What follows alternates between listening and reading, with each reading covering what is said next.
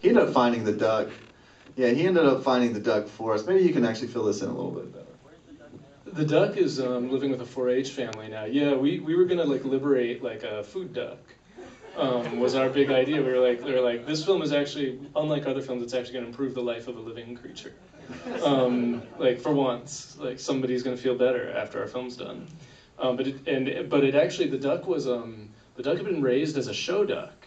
It was like a duck like to look. It was designed for its looks. So it didn't know it could fly. For example, it could fly, but it had never flown, and like we had to be careful to handle it a certain way so that it wouldn't learn how to fly. Because it had been kept in a garage its whole life. That's why it's in a cage, you know. Yeah, like because we were like if you like held it like this high and dropped it, it would like realize it could fly, and then it would just fly away, and you'd never see it again, and it would like starve somewhere. So we all had to like make sure that its wings were always back. But it was living in a garage actually. Like the kid who had raised it, he went off to college, and his parents just kept it in a cardboard box in the garage, and then they like put it up on some like website. Basically, they were like, "Does anyone want a duck?" And our special effects guy luckily found it and kind of like liberated it, and he had like a little pond for it and everything. So it was actually really happy like for a bit, and then he put it back on the same website, and like a family with an actual farm, like and kids, like a 4-H family, like actually adopted it. So it's way better off. We are not.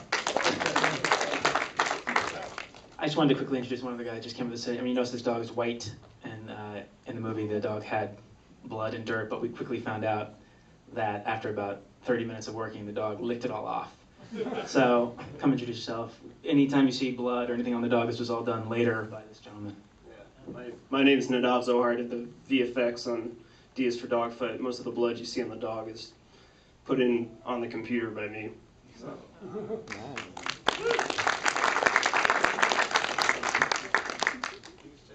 So yeah, Jason, we were talking about biggest challenge, I suppose. Yeah, hi, I'm Chris, the yelling, screaming trainer. But I think I take this grand opportunity because what was so incredible, we're working on this short. Marcel just saw me and said, okay, and he, do a picture or something. And then he talks to me on the phone. It's like, what the crap is he talking about? Dog and something, and I see you as a trainer. Well, I'm more like rock and roll or something. What was amazing, Marcel knew what he wanted. Bang. And I went on the set. I did a hell of a lot of screaming that day. It was like a primal scream. But anyway, I think I've said enough. But what was amazing is, the dog is absolutely such a sweetheart, and the trainer is unbelievable. And you had bad teeth that day. But he didn't. I'll tell you one funny story. Long story short, when I was doing all the screaming, the last bit where things are not working as a trainer thinks they're going to work, and it's like, what the crap are you doing here? You're meant to be, something's gone wrong. I remember I leant over, and you were getting so in the character, he jabbed me in the stomach. So then I'm keeling over, and I'm freaking winded. So I find the nearest thing I can find, something to lean on, and I'm like this, and everything's still rolling, and I thought, I've got to try and get my breath back, get back in there. And I think, well, God, I'm going to get smashed in the face by the fighter now. Am I getting paid enough for this? No, I wasn't getting paid. And then afterwards, after the cut, I joked to him, I said, you got bashed in the stomach. And then Marcel says, really, Chris? I thought that was just great acting.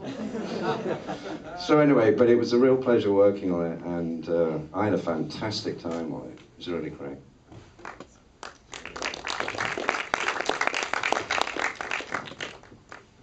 So Jason, we were talking about biggest challenges. Yeah, I'm kind of ashamed of this story, but I guess it would be like the most challenging part of it was that I wanted the deer to kind of feel like it was alive, and so all I had was this stuffed deer head, and I wanted to get a shot of it running, and my uncle overheard me pitching this to my dad, and he was just like, just up the road there's a place where the city keeps all their roadkill. You could just go up there and cut off the legs of a dead deer and use those, and so I don't know, I grew up in a family of hunters, and I could never kill a deer myself, but we went up there to check it out, and there was this animal carcasses all over the place, and there was this like one deer that like obviously looked like he had just been like eaten by a bear.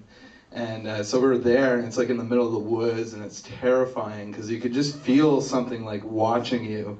And so we got down and dirty with it, and got the like some feet off this deer, and I put them in my freezer. And I thought, like, then we were going to shoot, and I thought, oh man, like I gotta unthaw those things if I want them to look like they're moving. And so I put them in my car, and I turned it on, and I put the heat up, and and we're shooting, and I forgot all about it. And like 3 hours later, I thought of it because we're coming up on the shot, and I just yell at my brother. I'm just like, you gotta go get those fucking deer legs. And sure enough, my car, it still like smells of rotten flesh pretty much. But yeah, that was definitely the weirdest thing I've ever done for a movie. That sounds pretty standard for filmmaking. And, sort of for Dogfight, what biggest challenge and well, boy, sort of the whole thing. I mean, I think it really was just sort of, we didn't really, I feel like all these things I've done lately, I can't, like, when they're done, I can't believe, like, we pulled it off. But, yeah, I think it was just, lack of money, and obviously you had to rely on people who were, Harris shooting it, Steve, all these guys, like, they brought, it's a real, everyone, Yeah, it seems like overall the filmmakers here have really, with the limited means and sort of boundaries that they were given, have gone above and beyond, and you guys all did a fantastic job, so we applaud you for your efforts. Unfortunately, I think that's about all the time we have for today's Q&A, but thank you guys so much for coming out and sharing with us. ABC's The Deaf Filmmakers, ladies and gentlemen.